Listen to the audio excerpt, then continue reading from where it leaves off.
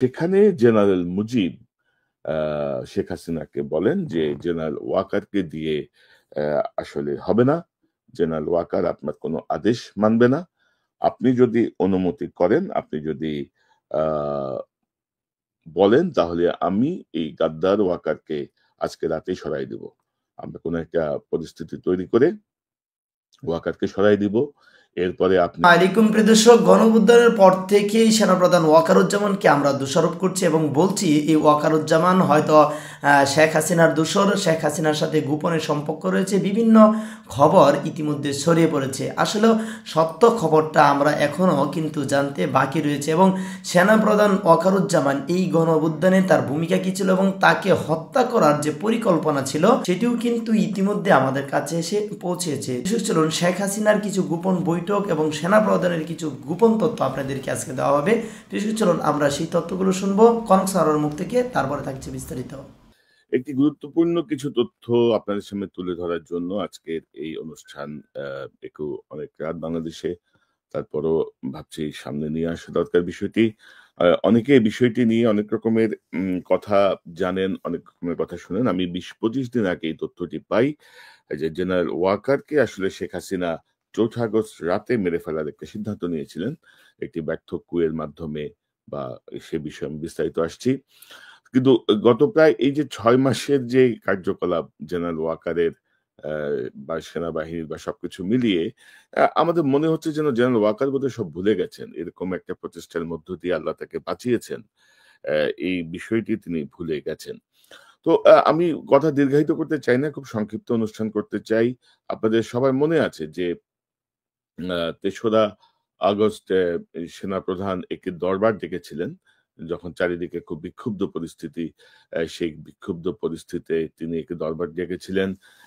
সেনা ক্যান্টনমেন্টের ভেতরে যেই হেলমেট ভবন, সেই হেলমেট ভবনের নিচে ঢাকার অফিসাররা যোগ দেয়, পাশাপাশি যোগ দেয় হচ্ছে অনলাইনে বিভিন্ন জায়গা থেকে অফিসাররা সেই অনুষ্ঠানে যোগ দেন। তো সেই অনুষ্ঠানে যোগ দেয়া, সেই অনুষ্ঠানে সেনাপ্রধান কিছু বক্তব্য তুলে ধরেন। ১ম দিকে তিনি প্রায় আধা ঘন্টার একটি বক্তব্যে তিনি বলেন যে তিনি ব্যাখ্যা করেন যে কেন সেনাবাহিনী সরকারি নির্দেশনা অনুযায়ী সিভিল প্রশাসনের সহায়তায় নিয়োগ করা হয়েছে। সেনাবাহিনী, সরকার যদি সেনাবাহিনীকে সংকট মোকাবেলায় নিয়োজিত করে তাহলে তারা সে আদেশ মানতে বাধ্য, ইত্যাদি, ইত্যাদি। নানা রকমের কথা তিনি সেখানে বলেন সরকারের নির্দেশনা অনুযায়ী। অর্থাৎ এই বৈঠকের আগে শেখ হাসিনা তাকে নির্দেশনা দিয়েছিলেন তিনি যেন উম অফিসারদের উদ্দেশ্যে বলেন যে সরকারি নির্দেশ মানতে হবে, না হলে কোর্ট মার্শাল করে প্রত্যেককে শাস্তির আওতায় আনা হবে। কোনো কিছুই বরদাস্ত করা হবে না, ইত্যাদি, ইত্যাদি। এবং জেনারেল ওয়াকার আসলে এই অফিসারদের সঙ্গে এই দরবারে ঢোকার আগেই তিনি টের পান যে অধিকাংশ ডিভিশন আসলে আ এই সরকারের বিপক্ষে চলে গেছে এবং অধিকাংশ ডিভিশন চাচ্ছিল যে এই সরকারকে শান্তিপূর্ণভাবে সরিয়ে দিয়ে অর্থাৎ জনগণকে যেন হত্যা করতে না পারে এই সরকার, অর্থাৎ হাসিনার সরকার, তার বিরুদ্ধে একটা পদক্ষেপ নিতে তারা ভিতরে, ভিতরে অফিসাররা সবাই ঐক্যবদ্ধ হয়ে গিয়েছিল। প্রায় ১৭-১৮ টি ডিভিশনের আ অফিসারদের বা কমান্ডিং অফিসাররা ভেতরে, ভেতরে এরকম একটি সিদ্ধান্ত নিয়েছিল। ওয়াকার সাহেবের যেই গোয়েন্দা সোর্স আছে সেই সোর্সে তিনি এই খবরটি অবগত হন। তো এটি জানার পরে ওয়াকার সাহেব নিজে একটু চাপে ছিলেন। এর মধ্যে তিনি দেখতে পান যে শেখ হাসিনা এই অনলাইনের বৈঠকে শেখ হাসিনার উপস্থিতি তিনি টের পান। তো এর মধ্যে অফিসারদের কথা শুনেন, অফিসারদের যে বক্তব্য সবকিছু শুনে ওয়াকার সাহেব বলেন যে জানমালের নিরাপত্তা রক্ষা করা হবে। জনগণের উপরে সরাসরি কোনো গুলি চালানো হবে না। এমন একটি নির্দেশনা দেন যাতে শেখ হাসিনা তার উপর খুব ক্ষিপ্ত হয়। তো এই বৈঠকের পরে এই বৈঠকের পরে ৩ তারিখের আ এই বৈঠক ৩ তারিখের এই বৈঠকের আগে তৎকালীন যে পুলিশের যে আইজিপি তিনি জেনারেল ওয়াকারের সঙ্গে দেখা করে তিনি বলেন যে, "আমি আর টেনশন নিতে পারছি না।" তিনি রেজিগনেশন দিতে চান। আ জেনারেল ওয়াকার তাকে বোঝান যে এই মুহূর্তে রেজিগনেশন দিলে তার কি, কি হতে পারে। তো ৩ তারিখ রাতে এই এই অসন্তুষ্টির পরে হাসিনা আ তারেক সিদ্দিকীকে নির্দেশ দেন পদক্ষেপ গ্রহণের জন্য এবং তারেক সিদ্দিকীর বাসায় ৩ তারিখ রাতে একটি গোপন বৈঠক অনুষ্ঠিত হয়। সেই বৈঠকে ডিজিএফআই তৎকালীন চিফ, এনএসআই তৎকালীন চিফ, এসএসএফ এর তৎকালীন চিফ, পুলিশের আইজিপি, আ এনটিএমসির জিয়া, আম যিনি এখন গ্রেপ্তার হয়ে জেলে আছেন, এবং পার্শ্ববর্তী দেশের হাই কমিশনার সহ তাদের গোয়েন্দা সংস্থার লোকজনের উপস্থিতিতে লম্বা বৈঠক চলে তারেক সিদ্দিকীর বাসায়। এবং মূলত আসলে এই ৩ তারিখ রাতেই তারা একটা অ্যাকশন প্ল্যান তৈরি করে ফেলে যে কি হতে পারে, কি হলে কি হইতে পারে, এবং তারা ১ম এ সিদ্ধান্ত নেয় যে শেখ হাসিনাকে কুমিল্লা ক্যান্টনমেন্টের ভেতরে নিরাপদে রাখা হবে। কারণ পাশেই তো ইন্ডিয়া কাছে। ইন্ডিয়া সেখান থেকে ইন্টারভেনশন করতে পারবে যদি প্রয়োজন হয়। এবং শেখ হাসিনা অনলাইনে খুব স্বাভাবিকভাবে তার অফিস কার্যক্রম পরিচালনা করবেন। বোঝানো হবে যে সবই স্বাভাবিক আছে। শেখ হাসিনাও আ ঢাকাতেই আছেন। এবং আ তাকে পরিস্থিতি সেনাবাহিনী কঠোরভাবে দমন করে তারপর তাকে আ আবার ঢাকায় নিয়ে আসা হবে। আবার এর মধ্যে প্ল্যানও হয় যে ইন্ডিয়াতেও নিয়ে যাওয়ার একটা প্ল্যান হয়। সেটি ৩ তারিখ রাতেই চূড়ান্ত হয়। তবে উম ইন্টারেস্টিং বিষয় যেটি সেটি হচ্ছে যে ৩ তারিখ রাতেই কিন্তু হাসিনা যদি পালাতে হয়, কিভাবে পালাবে, কোথায় পালাবে, তারও একটা ব্লুপ্রিন্ট করে ফেলা হয়, এবং কোন হেলিকপ্টারে যাবে, কোন বিমানে যাবে, তার সঙ্গে কারা যাবেন, এসব কিন্তু ৩ তারিখ রাতেই অলমোস্ট একটা ড্রাফট করে ফেলা হয়। তো সেই এইসব প্ল্যান করার পরে আ উম ঠিক হয়, কিন্তু পদত্যাগের কোনো প্ল্যান ছিল না। প্ল্যান ছিল হাসিনাকে ইন্ডিয়াতে পাঠিয়ে দিয়ে একটা মার্শাল ল জারি করা হবে, এবং মার্শাল ল জারি করে তারপর পরিস্থিতি স্বাভাবিক হলে তাকে আবার ফিরিয়ে আনা হবে। তো ঐদিন সন্ধ্যায় শেখ হাসিনার আ উম ৪ তারিখে সন্ধ্যায় শেখ হাসিনার গণভবনে একটা আম বৈঠক ডাকা হয় সবাইকে মিলে, এবং ৩ তারিখের এই ঘটনা প্রবাহের পরে ৪ তারিখে সারাদিনের কার্যক্রম পর্যবেক্ষণ করে ৪ তারিখ সন্ধ্যায় শেখ হাসিনার গণভবনে একটি আ বৈঠক ডাকা হয়। সে বৈঠকে যাওয়ার আগে ওই অগাস্টের ওই সময়টা, অর্থাৎ ২-৩ তারিখ থেকে কিন্তু সবাই আর্মি হেডকোয়ার্টারের অপারেশন রুমে কিন্তু সবাই অবস্থান করছিলেন। যত ঊর্ধ্বতন জেনারেল, যত রকমের বড় কর্মকর্তা আছেন, সবাই সেখানে অবস্থান করছিলেন, এবং উম এই আর্মি হেডকোয়ার্টারের এই এই এই যে অপারেশন রুম, সেখান থেকে গণভবনে যাওয়ার আগ পর্যন্ত সেখানে বেশ তর্কাতর্কি হয়। উত্তপ্ত বাক্য বিনিময় হয়। তৎকালীন ডিজিএফআই এর প্রধান জেনারেল হামিদ এবং এনটিএমসির জেনারেল জিয়া, এই দুজনের মধ্যে কথা কাটাকাটি হয় বেশ। জিয়া দাবি করে যে ১৫ লক্ষ সন্ত্রাসী ঢাকায় ঢুকেছে। এর মধ্যে বিএনপি, জামাত তাদের সব সন্ত্রাসী নিয়ে এসছে পুরা বাংলাদেশ থেকে।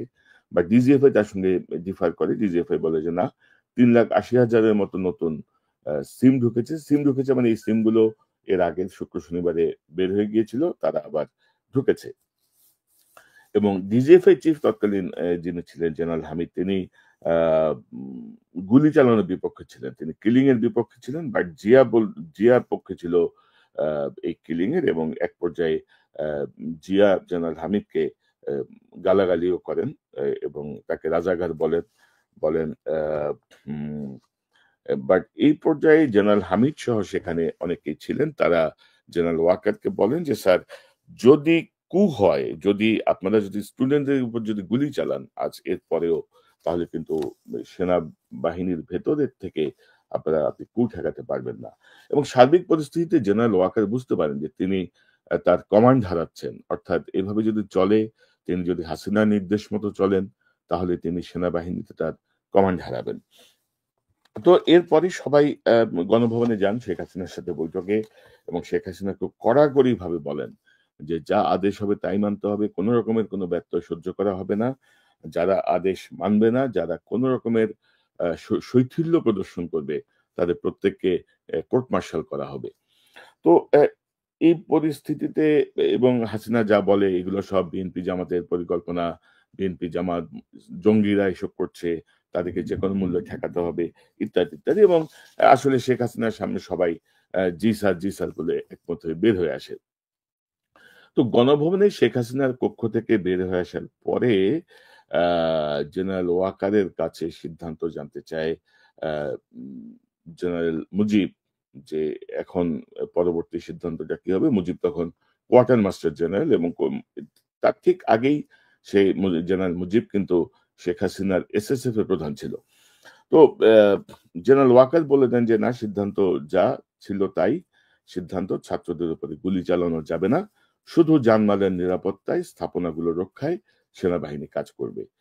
তো এরপরে অ্যাকচুয়ালি জেনারেল ওয়াকার সেখান থেকে বের হয়ে চলে যান আর্মি হেডকোয়ার্টারের দিকে, অপারেশন রুমের দিকে। সেখানে আরেকটি মিটিং হওয়ার কথা ছিল, কিন্তু গণভবনে জেনারেল মুজিব, তৎকালীন কোয়ার্টার মাস্টার জেনারেল জোবায়ের, তিনি ডিজি এনএসআই, এসএসএফ এর DG Nazmul, director military intelligence সহ 4-5 জন সেখানে অবস্থান করেন এবং তারা আবার শেখ হাসিনার সঙ্গে দেখা করতে ভেতরে ঢোকেন, অর্থাৎ শেখ হাসিনার কক্ষে ঢোকেন। এবং সেখানে জেনারেল মুজিব শেখ হাসিনাকে বলেন যে জেনারেল ওয়াকারকে দিয়ে আসলে হবে না, জেনারেল ওয়াকার আপনার কোনো আদেশ মানবে না, আপনি যদি অনুমতি করেন, আপনি যদি বলেন, তাহলে আমি এই গাদ্দার ওয়াকারকে আজকে রাতেই সরাই দিব। আমরা কোনো একটা পরিস্থিতি তৈরি করে ওয়াকারকে সরাই দিব, এরপরে আপনি আমাকে চিফ বানাইতে পারেন, অথবা জেনারেল সাইফুল আলম, যিনি তখন এনডিসিতে ছিলেন, তাকে চিফ বানাইতে পারেন, আপনার ইচ্ছা। তবে আমরা ওয়াকারকে না সরালে এই পরিস্থিতি আমরা নিয়ন্ত্রণ করতে পারবো না। তো শেখ হাসিনা তার সম্মতি দেন। শেখ হাসিনা তার সম্মতি দেওয়ার পরেই জেনারেল মুজিব সিদ্ধান্ত নেন যে যা করতে হবে রাত 3টার মধ্যে সব সম্পন্ন করে নিতে হবে, এবং জেনারেল মুজিব বলেন যে এই পরিকল্পনা আমি করছি, আমি দায়িত্ব নিচ্ছি। এবং সেখানে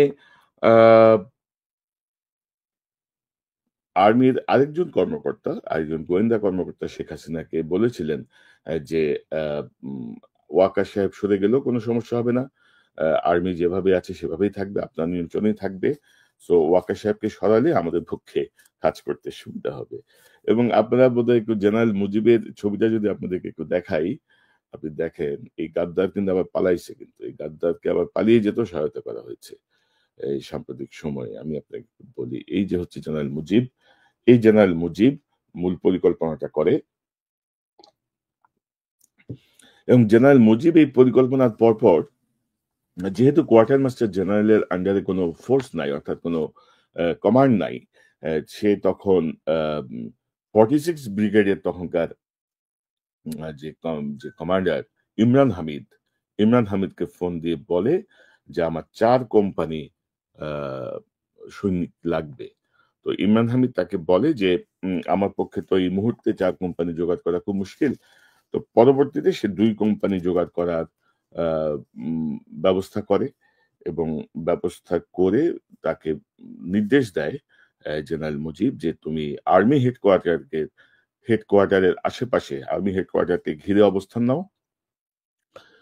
আর্মি হেডকোয়ার্টারের নিরাপত্তা বৃদ্ধির নামে এই পদক্ষেপটি নেওয়া হয়, এবং সেখানে প্ল্যান ছিল যে এর মধ্যে মুজিব এনটিএমসি জিয়াকে ফোন দিয়ে বলে যে আমি হেডকোয়ার্টারের দিকে আসছি, হেডকোয়ার্টারের দিকে আসলে আমি ভেতরে ঢোকার আগে তোমাকে ফোন দিলে তুমি বের হয়ে আসবে, তোমার সঙ্গে আমার কথা আছে। অর্থাৎ পরিকল্পনা ছিল যে হেডকোয়ার্টারের ভেতরেই বা বাইরে জেনারেল ওয়াকারকে আসলে মেরে ফেলা, কারণ মেরে ফেলে বলা যে জেনারেল ওয়াকার ছাত্রদের উপরে গুলি চালাতে চেয়েছিলেন, যার জন্য দেশপ্রেমিক সেনাবাহিনীর একটি অংশ তাকে মেরে ফেলেছে, অথবা তাকে হত্যা করে বা তার গাড়িতে কোনো একটা অ্যাটাক দেখিয়ে বা কোনো একটা পদ্ধতিতে বলা যে বিএনপি জামাত ইসলামিক জঙ্গিরা জেনারেল ওয়াকারকে মেরে ফেলেছে। অর্থাৎ ঘটনাকে পুরো অন্যদিকে ডাইভার্ট করার জন্য তারা এই পরিকল্পনাটি গ্রহণ করে। তো এর মধ্যে আসলে এই পরিকল্পনার খবর জেনারেল ওয়াকার পেয়ে যান একজন সেনা গোয়েন্দা কর্মকর্তার কাছ থেকে। অর্থাৎ গণভবন থেকে বের হতে হতেই জেনারেল ওয়াকারের কাছে আসলে এই খবরটি চলে যায়, এবং জেনারেল ওয়াকারকে তিনি রিকোয়েস্ট করেন যে স্যার আপনি আপনার মতো করে কোনো একটা পদক্ষেপ নেন, কারণ এই হচ্ছে দ্য সিচুয়েশন। তো জেনারেল ওয়াকার তখন তার দেহরক্ষী, তার ড্রাইভার এবং খুব সম্ভবত 1 জন বা 2 জন সিকিউরিটির লোককে সাথে নিয়ে তার গাড়িতে বা অন্য একটা গাড়িতে করে ক্যান্টনমেন্টের ভেতরেই একটি সিভিল বাসায় যে সারা রাত সেখানে অবস্থান করেন, তার সাথে তার টেলিফোন, তার আশেপাশে যা ছিল সবার টেলিফোন বন্ধ ছিল। অর্থাৎ কোনোভাবে তাকে ট্র্যাক করতে পারেনি। এবং তিনি ভোর ৭টা পর্যন্ত ওই বাসাতেই ছিলেন। আমি দুজনের কথা জানি, কিন্তু আমি আসলে যোগাযোগ করতে পারিনি তাদের সাথে। বাট ইট কনফার্ম নিউজ যে তিনি ক্যান্টনমেন্টের ভেতরে কোনো সাবেক কর্মকর্তার বাসায় অথবা কোনো বেসামরিক কোনো ব্যক্তির বাসায় তিনি সারারাত অবস্থান নেন এবং জেনারেল মুজিব সহ যে বাহিনীটি এই ঘটনা ঘটাতে চেয়েছিল তারা রাত ৩টায় যেয়ে ঢোকেন আর্মি হেডকোয়ার্টারে। অর্থাৎ এই যে 46 ব্রিগেডের ইমরান হামিদকে দিয়ে কোম্পানি মোবিলাইজ করা, তারা বোধহয় ৩০০ সৈন্যের ২ কোম্পানি ডিপ্লয় করেছিল আর্মি হেডকোয়ার্টারের আশেপাশে এবং আম জেনারেল মুজিব আর্মি হেডকোয়ার্টারে ঢুকে দেখেন যে জেনারেল ওয়াকার নেই এবং কেউ জানে না উনি কোথায় গেছেন। তার মনে হলো যে তিনি হয়তো কেউ জানলেও হয়তো বলছে না যে জেনারেল ওয়াকার কোথায় আছেন। তো এরপরে যেটা হয় এই এর মাধ্যমে আসলে ভেস্তে যায় জেনারেল মুজিব এবং হাসিনার যে পরিকল্পনা ছিল জেনারেল ওয়াকারকে সরিয়ে মুজিব আর্মি চিফ হিসেবে বা general Saiful Alam army chief হিসেবে একটা ভয়ঙ্কর ক্র্যাকডাউন করবে, সেই পরিকল্পনা ভেস্তে যায় এবং জেনারেল ওয়াকারকে অর্থাৎ আল্লাহ বাঁচাইছে আর কি, আল্লাহ বাঁচাইছে তাকে, মানে নিজ হাতে বাঁচাইছে এবং পরের দিন সকাল ৭টায় আবার শেখ হাসিনা অর্থাৎ ৫ই আগস্ট সকাল ৭টায় শেখ হাসিনা আবারও বৈঠক ডাকে সবার এবং সেই বৈঠকে আবার জেনারেল ওয়াকার যান। যেহেতু একটি পরিকল্পনা ব্যর্থ হয়ে গেছে সবাই স্বাভাবিক আচরণ করেন এবং এর মধ্যে শেখ হাসিনা দরবেশকে অর্থাৎ সালমান এফ রহমানকে পাঠান ইউএস এমবিসিতে। ইউএস এমবিসিতে সালমান চলে যায় হচ্ছে সকাল 6:30টায়, কিন্তু সকাল 9টা পর্যন্ত আসলে সালমান এফ রহমানের সঙ্গে কেউ দেখা করেনি এবং তারা ভেতর থেকে তাকে বার্তা দেয় যে এই পরিস্থিতিতে এমবিসি কোনো রকমের কোনো কিছুর সঙ্গে ইনভলভ হবে না এবং সালমান অনেকক্ষণ বসে থাকে কিন্তু কারোর সঙ্গে দেখা পায়নি। ওই যে বলছিলাম যে তারিক সিদ্দিকের বাসায় ৩ তারিখ রাতে যে বৈঠক হয় সেই বৈঠকে পরিকল্পনা হয় যে শেখ হাসিনা যদি পালাতে হয় বা তাহলে ৯ জন তার সাথে যাবে। এর মধ্যে তারিক সিদ্দিকী, তার ওয়াইফ সহ তার পরিবারের ৬ জন, শেখ হাসিনা, শেখ রেহানা এবং সালমান এফ রহমান। তো সালমান এফ রহমান আসলে আমেরিকান এমবিসিতে যে ওখানে আটকা পড়ে এবং পরবর্তীতে রাস্তাঘাটে যে অবস্থা ছিল তাতে সে এসে আর সময় মতো হাসিনার সাথে পালাতে পারেনি আরকি।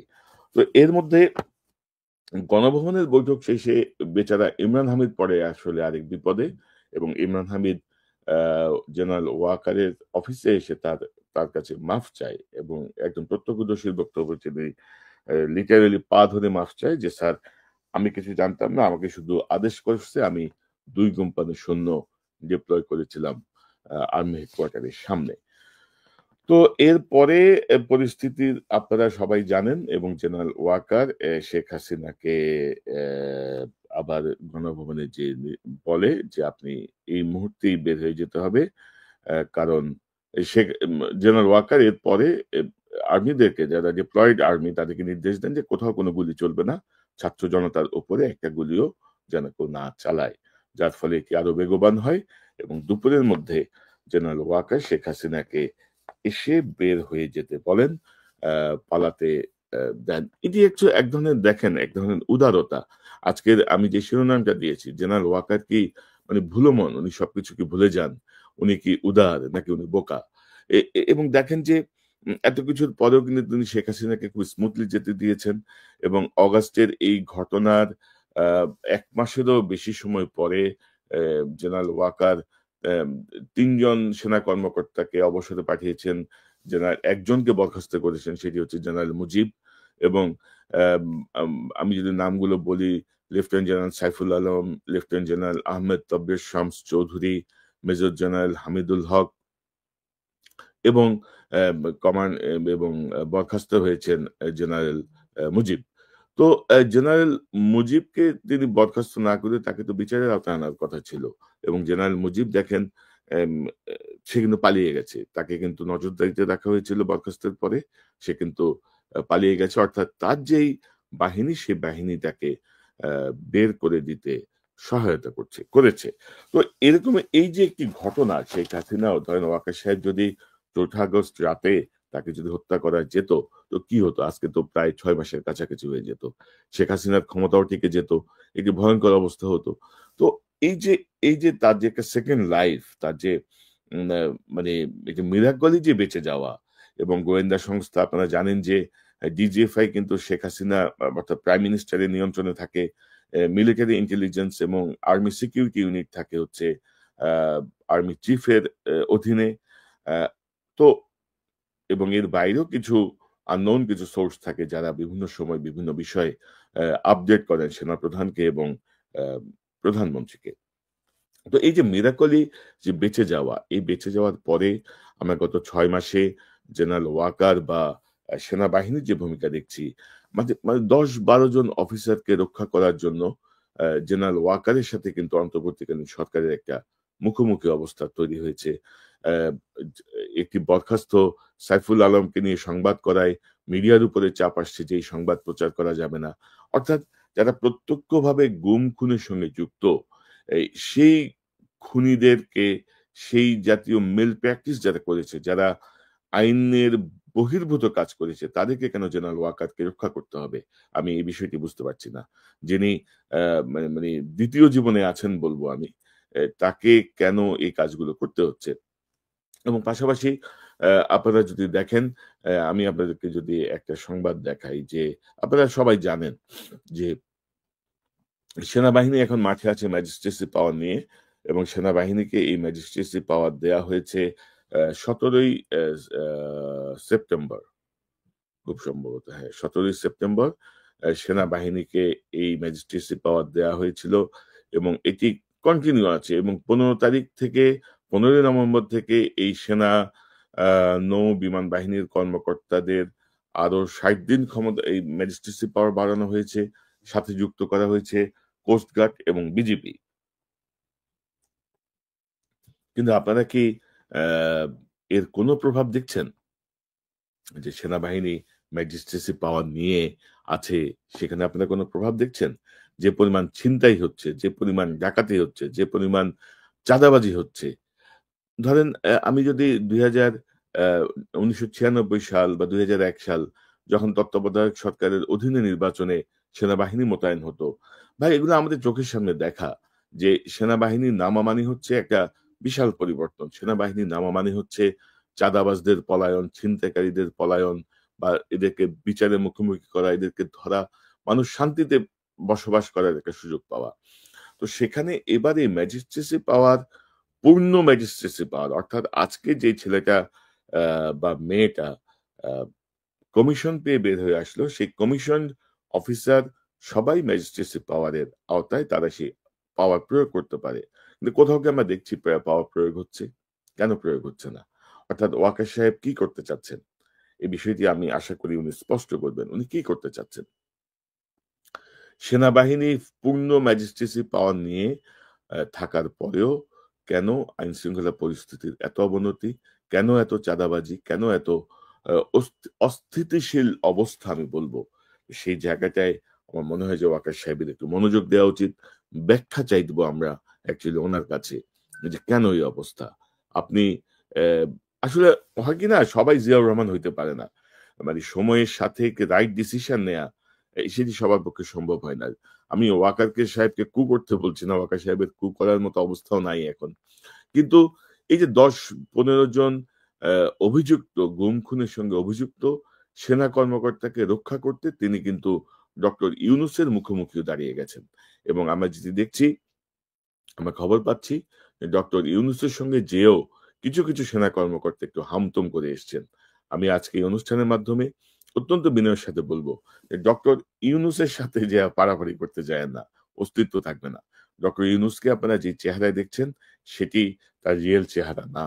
ডক্টর ইউনুসকে আন্ডার এস্টিমেট করেন না। আন্ডার এস্টিমেট করলে আপনাদের অস্তিত্ব থাকবে না, সোজা বাংলা কথা। এবং আমরা কিন্তু ডক্টর ইউনুসের কোনো সমালোচনা করি না। আমরা বলি যে ডক্টর ইউনুস ছাগল দিয়ে হাল চাষ করছেন।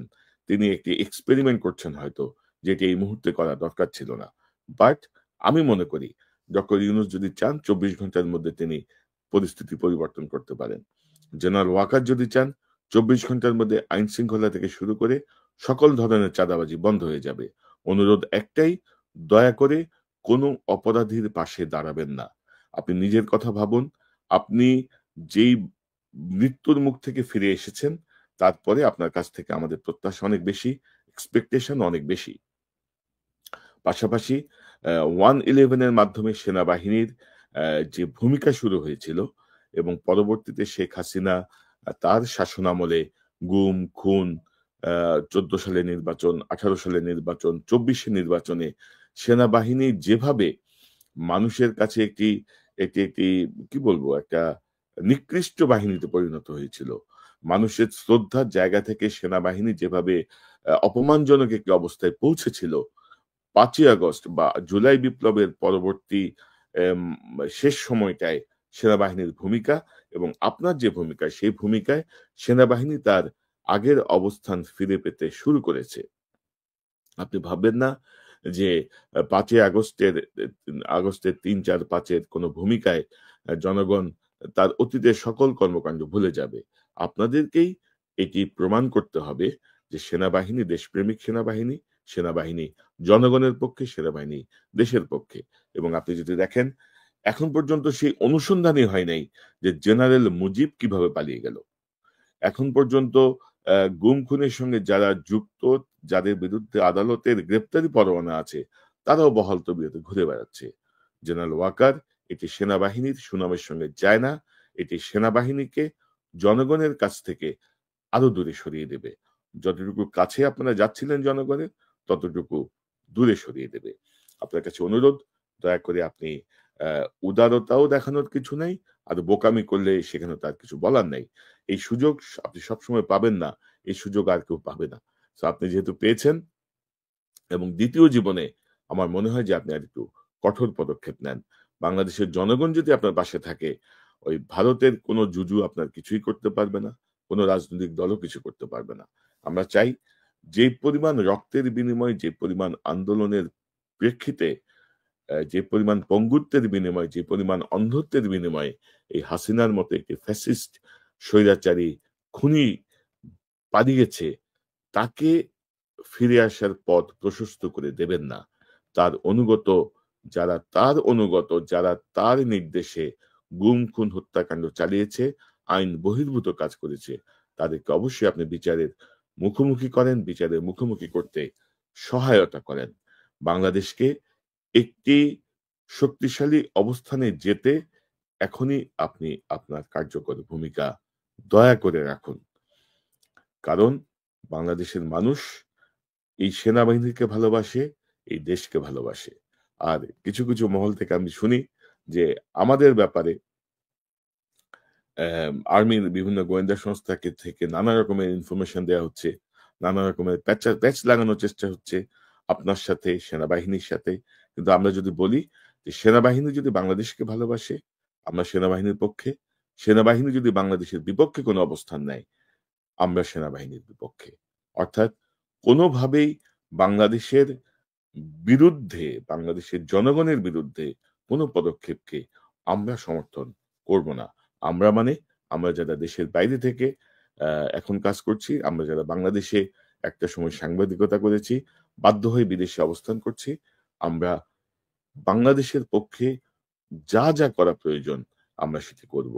এর জন্য যত ক্ষমতাবানের সঙ্গে আমাদের লড়তে হয় আমরা লড়ব। যত ক্ষমতাবানকে টক্কর দিতে হয় আমরা সেটা দেব। কোন ধরনের অপপ্রচার, কোন ধরনের মিসলিড ইনফরমেশন করে আমাদেরকে ঠেকিয়ে রাখা যাবে না।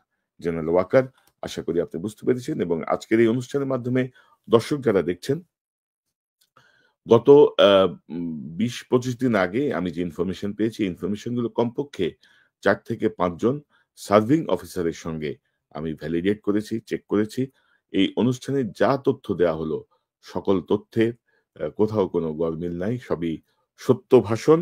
এবং জেনারেল ওয়াকারকে আমি বলবো, এই যে একটি ইন্টারনালি আপনাকে সরিয়ে দেয়ার, আপনাকে হত্যা করার যেই ষড়যন্ত্র, সেই ষড়যন্ত্রের ব্যাপারে আমি চাই যে আপনি অনতিবিলম্বে একটি তদন্ত কমিটি গঠন করে যারা এর সঙ্গে যুক্ত প্রত্যেককে বিচারের সম্মুখীন করবেন। কারণ জনগণের বিপক্ষে যাওয়া এবং সেনাবাহিনীর ভেতরে জাস্ট আপনি ভাবেন, যদি ৪ তারিখে যদি আপনাকে হত্যা করতে পারতো, আপনাকে মেরে ফেলতে পারতো, আপনি ধরে নেন যে ৪ তারিখে বিডিআর হত্যাকাণ্ডের মতো আজকে পরিস্থিতি তারা সেনাবাহিনীর ভিতরে তৈরি করত। নাম দিত যে জঙ্গিরা করেছে, নাম দিত যে দেশপ্রেমিক সেনাবাহিনী ছাত্রদের বিপক্ষে যারা অবস্থানে ছিল তাদেরকে মেরে ফেলেছে। এটি কিন্তু আরেকটা নীল নকশার অংশ ছিল। দয়া করে বুঝুন জেনারেল ওয়াকার, দয়া করে পদক্ষেপ নিন, দয়া করে আপনার অবস্থান কঠোর করুন। আপনার উদারতা না বোকামি কি করতে চাচ্ছেন আমি জানি না। আপনি ভুলো মন কিনা, আপনি ডিমেনশিয়ায় ভুগছেন কিনা তাও আমি জানি না। কারণ এমনটি হওয়ার কথা ছিল না। এমনটি আমরা আশা করিনি আপনার কাছ থেকে। প্রিয় দর্শক, আপনারা শুনছিলেন কনক স্যারের মুখ থেকে। তিনি বলছিলেন যে সেনাপ্রধান ওয়াকারুজ্জামানকে কিভাবে সরানোর পরিকল্পনা করেছিলেন এই জেনারেল মজিব, কিন্তু তিনিও কিন্তু এখন পালিয়েছেন। তবে যখন সেনাপ্রধান ওয়াকারুজ্জামান শেখ হাসিনার কথা অমান্য করা শুরু করেছিলেন, তখন থেকেই কিন্তু তাকে কু করার অর্থাৎ হত্যা করার কিন্তু পরিকল্পনায় নেমে পড়েছিলেন সেনাবাহিনীর মধ্য থেকে কিছু আওয়ামী লীগের দূষর।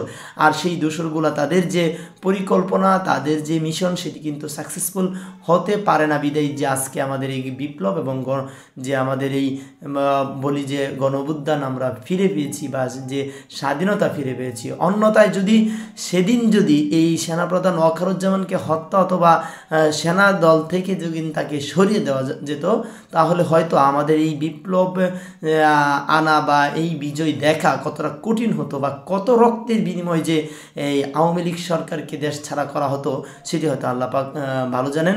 তবে আমরা সেনাপ্রধান ওয়াকারুজ্জামানকে আমরা অবশ্যই সাধুবাদ জানাই। তিনি দেশের মানুষের জন্য এবং দেশের জন্য তিনি কিন্তু বেইমানি করে না, গাদ্দারি করে না, অর্থাৎ খুনি শেখ হাসিনার কিন্তু কথায় তিনি সাড়া দেননি বা তার হয়ে কাজ করেনি। এটি আসলেও দেশ ও জনগণের জন্য একটি সৌভাগ্যের বিষয়।